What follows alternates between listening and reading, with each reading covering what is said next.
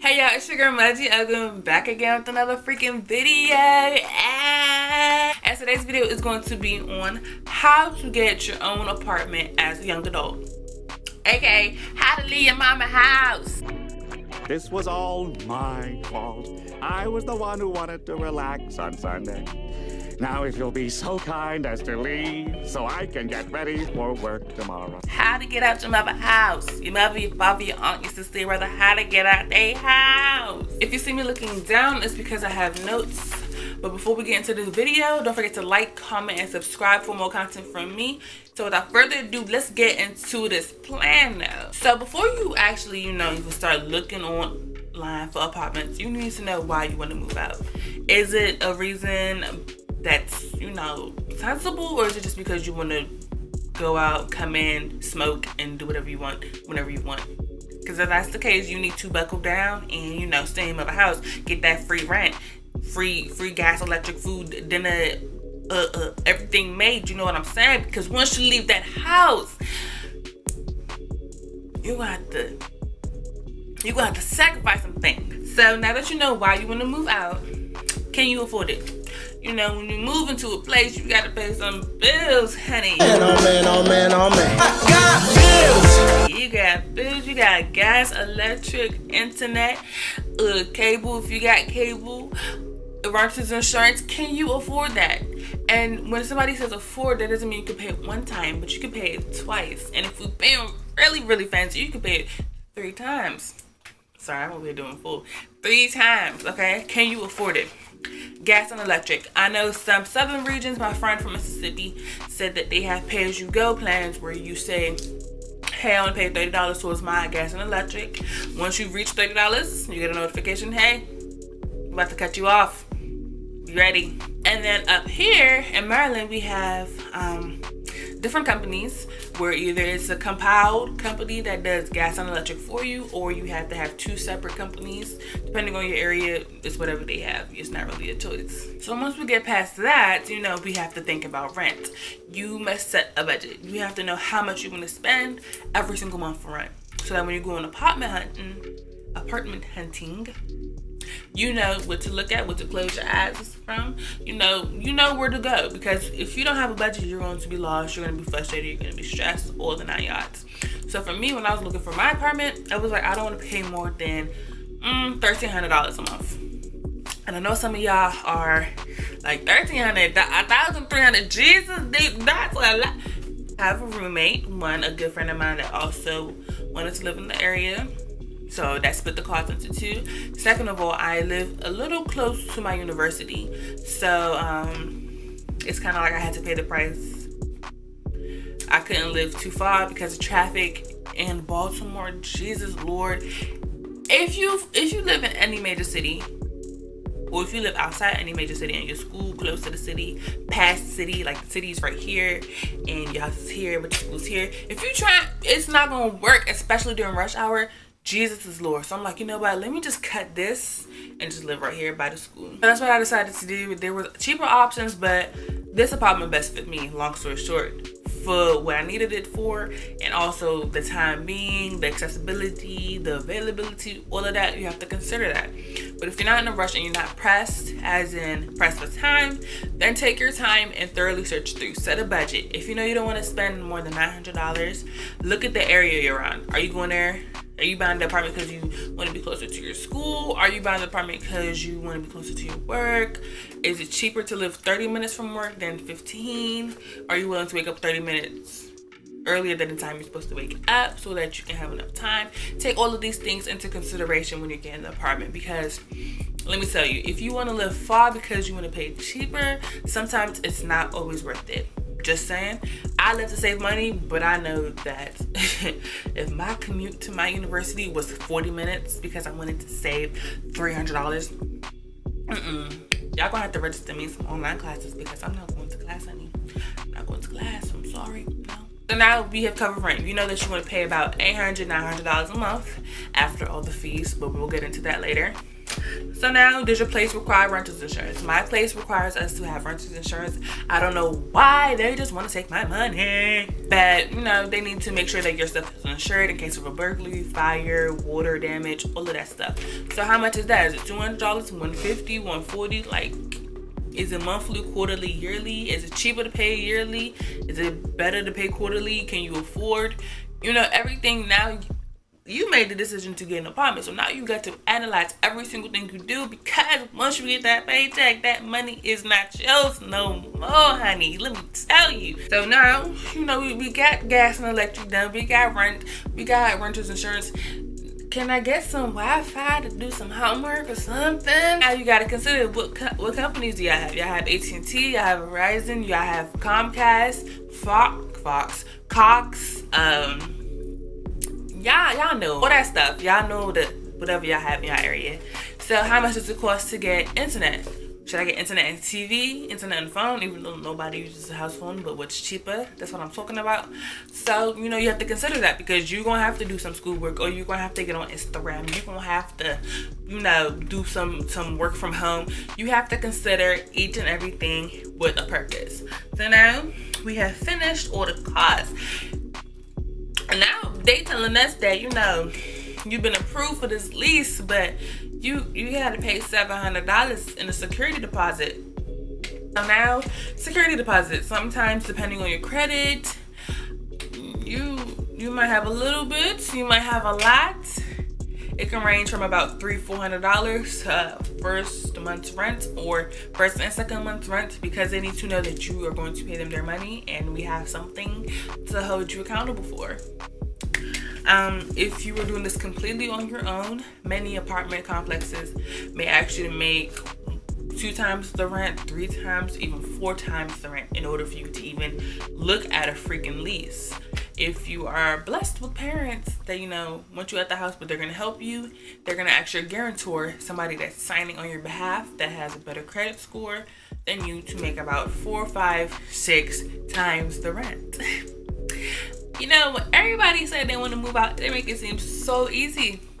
It's not as easy as it looks. So now you have, you know, looked at your lease, but now you're considering things. Can I pay this rent times 2? Can I save this rent times 2? Can I afford this place? Because if you can only afford to pay rent once, you can't afford the place. You need to have at least 2 times the rent saved up in one sitting. I'm gonna be honest, because once you pay rent today, what if, you know, you get fired? You need to have next month's rent. Or what if you get sick and you don't go to work for a couple of weeks? You need to have next month's rent ready, because guess what? The apartment complex doesn't care. They want their money. Yeah, sorry, they don't care. You know, you feeling this place, you liking it, but where are you getting your furniture from? Yeah, you know, you can't sleep on the floor. I mean, you can, but it's not that comfortable. So now you gotta look for you know, furniture places. Unless you have money saved up, I advise you to go on OfferUp, 5 Mile, Mercari, all of that stuff. Look for some used furniture, some lightly used furniture. Get it washed professionally, wash it yourself. You know, get the necessities first, and then you can live lavish after. You know what I'm saying? So if you need a bed, Walmart got some rollback beds, memory foam for $120, $100, $60. If you really need it, please live within your means. Don't go to Value City Furniture trying to get a $700 bed, a $5,000 bed set, and you don't got money for rent. Because the lease office is going to put your stuff on the sidewalk. It's not going to be worth more than Dollar Tree stuff. I'm telling you. So live within your means. If you got to go to Target, Walmart, OfferUp, do what you got to do. Nobody is coming in your house and saying, girl, I saw that on OfferUp. No, they're going to be like, girl, ain't that the couch from Value City? You're going to be like, yeah, girl, if that's what you're saying. I ain't say it, but you said it though. So now, you know, you got the rent thing down pat. You got the furniture thing. You need to have a monthly budget. I have a list where I have all my credit card bills, all my insurance bills for my puppy, not even myself, my puppy, how much food costs, all of that in my agenda book. Because every single month you need to know that when you get paid X amount of dollars, X amount is coming out for rent, X amount is coming out for food, and you know your expenses, so this is how much you have left. Because you know, if you don't live within your means, if you don't live within your budget, let me tell you, you are going to be broke. You're going to be crying every single day. I can't wait for this next check. And then guess what? As soon as you get the check, you have rent due on the first. So now, you know, let's take a little break, you know what I'm saying? Let's just pause before I continue. Can you afford this apartment still? Or, you know, you can ask your mom, hey mama, you still got that bed in the back? In that room? You still got space in there for me? So now you're getting further in the process. You're seeing apartments. You know that you can afford X, Y, and Z. You know you can get this furniture from here. You know your budget monthly if you have this rent due. But do you know what you like? You know, a lot of times people settle for apartments. No, pick somewhere that you like or that is manageable within your means. I saw some places, it looked like in 1997, live in an apartment. I'm just like, I can't live here. This is not what I like. I can't live in an $1,800 apartment, but what I can do is get a $1,000 apartment that, you know, is renovated, or they will renovate it for $200 more a month. And I'm like, you know what? I feel at home. I feel like this place, I take pride in it. So know what you want. Do you want renovated countertops? Do you want a renovated kitchen, renovated bathroom, renovated apartment, a den, a room in a den? You want a little garage? You want reserved parking? Do you want this? Do you want that? Know what you want so that you won't settle for less, but still live within your means. You can live within your means and have something that you like. So now let's get into the fees. Some places have trash fees, parking fees, breathing fees. Know the fees before you sign that lease, because when you sign that lease, you're gonna start to flee. Boom, boom, boom. You need to know the parameters of their fees, because you're gonna look at your rent and be like, wait, when they start charging for me to use my own air that I'm breathing? Now we get into the lease. You need to read that lease. I know so many people that get their lease via physical form or email and don't even read it. How are you signing yourself away for a year or 16 months, however long your lease is, and you're not even reading the terms? Even if you're not gonna read it line to line, skim it. Know what's in there so that, you know, in case something happens, you knew this was written in paper. Because if you don't know, then you're going to be played for a fool. Long story short. So in your lease, they're going to tell you how much you will pay monthly, how much your unit will come up to in a year. So if you're paying about $1,200 a month, at the end of the year, you should have about $14,000, $15,000 spent or allocated towards your unit. Okay, you need to read the terms of breaking a lease. You need to know when your rent is due, how you're paying it.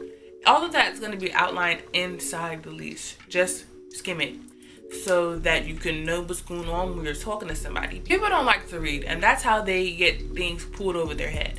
Literally take the couple minutes to read your lease, understand it to the fullest of your ability, and if you don't understand something, call that renter's office. That's what that person is there for on the other side of the phone. Their job is to explain the things you don't understand. Because guess what? They gonna sleep peacefully at night when you are stressing about X, Y, and Z, when you could have just simply asked. So now we're coming towards the end of this video, and all I'm gonna say is don't settle. Something that I realized I was doing was, you know, a lot of people were talking about this complex, and I'm like, you know what, this is really nice. I think I like it. This is it. First of all, don't say yes on the spot. Second of all, don't say no on the spot. Keep your options open. Say, you know what, I'm gonna go home, I'm gonna think about it, I'm gonna look at my budget, I'll give you a call. Search different places. Tell them, you know, if your budget is $1,200, tell them, you know, I'm looking for a place like about $1,000, so that you're not giving them, you know, your highest and they'll take all your money. But what you should do is shop around, try to bargain, try to see different places, the amenities they have, the accessibility to schools, if you're going for your child or yourself. Hey, see how far it is from work, class, the supermarket, the store, anything, because you don't want to live in the middle of nowhere. You gotta travel 30 minutes just to go to Walmart. No, live in a place that you want to live in, period. Don't live somewhere because it's cheap. Realize the proximity to where you want to go, where you need to be on a regular basis, and see if the apartment is really worth it for you. Getting your first apartment is very exciting, nerve-wracking, and it could be very rewarding if you follow the proper steps. So with that said, I hope this video was semi-helpful in any way, shape, or form. If you like this video, give me a thumbs up. Don't forget to comment and subscribe for more content from me. So thank you so much for clicking. Thank you so much for watching, and tune in for much more.